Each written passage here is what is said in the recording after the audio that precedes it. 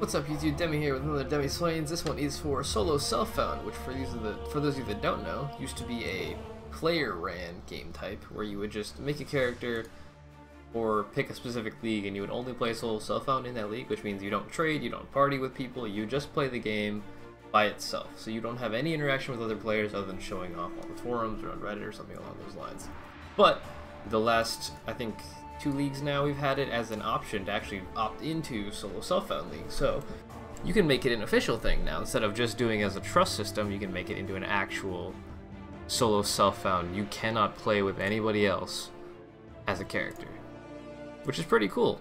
So I've actually been playing this. I started a character in solo self-found hardcore league, last league, in Legacy League, and I played that character up to level 80 something, and then I got bored of solo self-found because I entered maps and I opted out, and then geared up my character in hardcore league, and then immediately got even more bored and just like stopped. So I should have left the character in solo self-found. This league, we again played in solo self-found hardcore league, and that character eventually died out of solo self-found hardcore and went to standard solo self-found, where I've since continued the character. And I just want to talk about like what solo self-found really is, like what it feels like, what the intention of it is, and all the other stuff. So for me, solo self-found is it's a way to actually enjoy playing the game again. For those players that have been trading constantly for like leagues, they don't like trading anymore, they're tired of POE trade AFK people, they're tired of flipping currency, of not having the items that they want, struggling to build endgame characters because they're lacking currency, all the other things. Solo self-found is totally removed from that. I first really I guess I should talk about how I first discovered solo self-found. My first experience with it was when I first started playing this game. I was just like reading posts about people like who played the game differently, basically. And the first person that I ever remember seeing on solo self-found was Anuhart. And they used to stream a lot playing solo self-found. And they have multiple level 100s.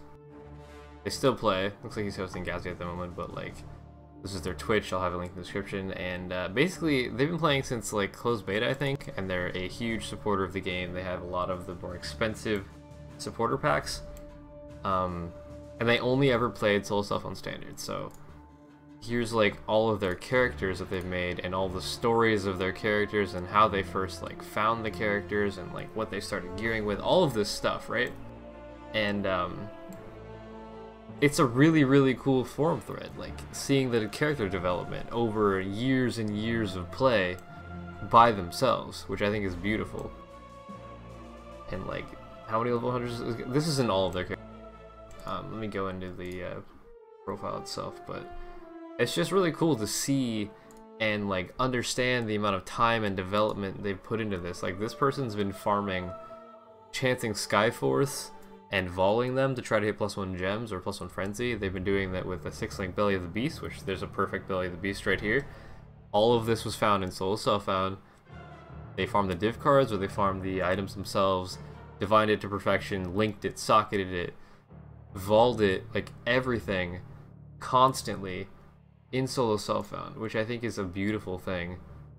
Volleying 6-link shavs, like farming the div cards for shavs. I watched them do this on stream for like, I don't even know how long.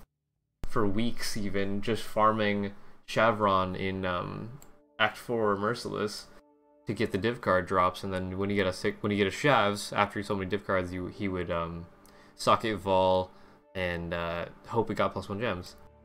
And it's just like, it's just really cool to witness something along those lines. So for me, playing solo self-found, this is my highest level character, 91.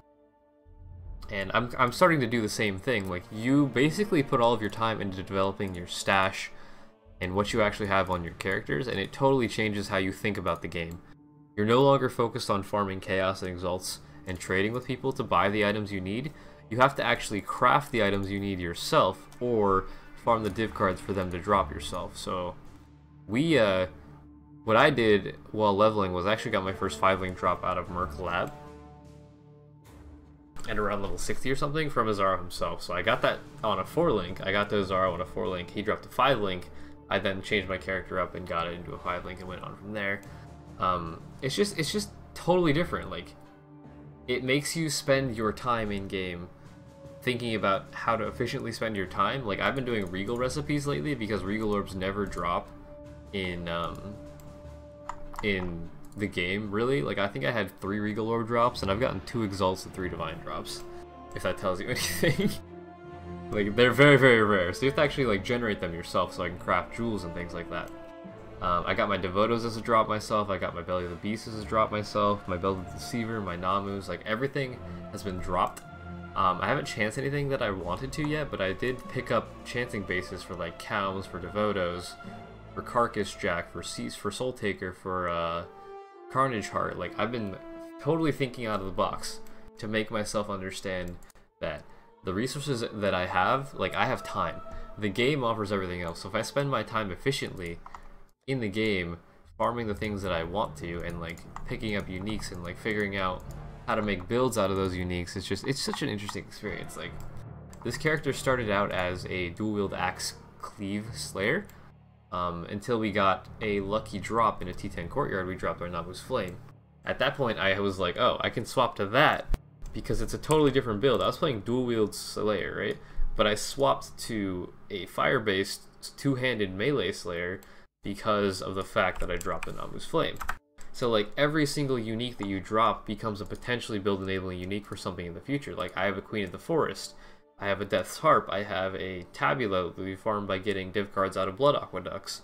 I actually got a Mjolnir drop, which totally enables me to play like a Elementalist Berserker Scion type build or something with a whole bunch of stats. Like I got a Coming Calamity, a future character could be a Herald Bomber. Like I have all of these items as options to play with. I have a Benos, I could play a Blade Flurry build. I don't know, it's totally different. Like most of these uniques, when you pick them up in a league, you would just vendor them because they don't matter to you. They're not worth any currency. This is my second Namus. I'm actually gonna vol one of these once I get them socketed up. But I kind of want to divine one first because they're both really bad rolls. But yeah, you just like, if I were to say I start a new league, solo self-found, and my first unique drop was, let's say, something like an Innsbury's Edge. This converts your physical damage to chaos damage. So this would enable you to play some sort of like Fizz to Chaos caster build in solo self-found. Or say I dropped a Marui Urki. That enables me to play a two-handed mace character at endgame, like Earthquake. And this weapon will carry me through the entire game. Same with Namu's Flame. With this axe, I've been able to go up to, I think, tier 13 maps without any issues as a Slayer. And it's just like, it's incredibly rewarding to see your character like develop over time. It's just purely you. The only thing you have is your brain. Like all of these offerings, I've been trying to get my last trial for Uberlab. I have 5 out of the 6. I cannot get the last trial. I don't know why. It just doesn't want to happen. So we've been working on that for, I don't know, a couple weeks now. And I just can't seem to get this one, but it's got 3 days of playtime and only 16 deaths. We got to 72 in hardcore before I died, so all of these deaths have been from 72 to 91. But I don't know, it's just like, it's a very, very different game experience. So if you're getting burnt out on Path of Exile's trading stuff, or you're just burnt out on grinding currency, you don't know what to do, you're tired of trying to get that currency to buy your headhunter or whatever you're trying to go for, if you play solo self-found, you totally lose that mindset. It's just like you, the game, and it's just like when you first started playing, every unique becomes a source of excitement. Every new like div card drop that you haven't seen before becomes something interesting and possibly something that you want to farm for. Like I could farm Voltaxic Rift cards from Exiles if I wanted to do a Voltaxic Rift build. I could farm for a 6-link card, which I actually have been doing. The which one is it called? The 6-link body armor card. I accidentally shaped my atlas for Crematorium is because it was the first T12 map that I got to. I just didn't bother completing any other T12 map for a while, so like I just accidentally shaped. It was my only T12, it's the only map I got, so I just kept running those. And I got 6 of the div cards. But let's say I wanted to farm a Rigwald's Curse card. This card only drops on a specific couple maps. This is the amulet that allows you to go crit unarmed builds, so it converts your claw nodes on the tree to also apply to unarmed, which allows you to get crit multi with claws, which is pretty cool. and I could go crit face breakers or like crit Doriani's fist with that. It's just very, very interesting. So I recommend that if you've lost your enchantment with Path of Exile, or you've lost like the drive to farm in League for stuff that you're just like feels like it's too far away, play Solo Self-Found. It's like there is a growing community for it. There's a couple streamers playing it, a lot of streamers playing it. Like Carves is a huge streamer of it. Project PT used to be a big streamer of it. Anuhart still streams Solo Self-Found for like 3.5, 4 years now. Like the community is there if you want to play it. I highly recommend trying it at least just for a couple days maybe, and just try to remember that this is a game that you play for fun. And I think Solo Self-Found is one of the most enjoyable ways that I've played this game. I really enjoy crafting at high end, but the currency grind to get that crafting to happen is very discouraging, I would say. But yeah, I think that's all I have to say about Solo Self-Found. If you liked the video, let me know. Leave a comment, suggestion for the next video. I don't know. Thank you to all of my Patreons as always. I will see you guys on Twitch or on the next YouTube video. So that'll be Demi out. See you in the next one.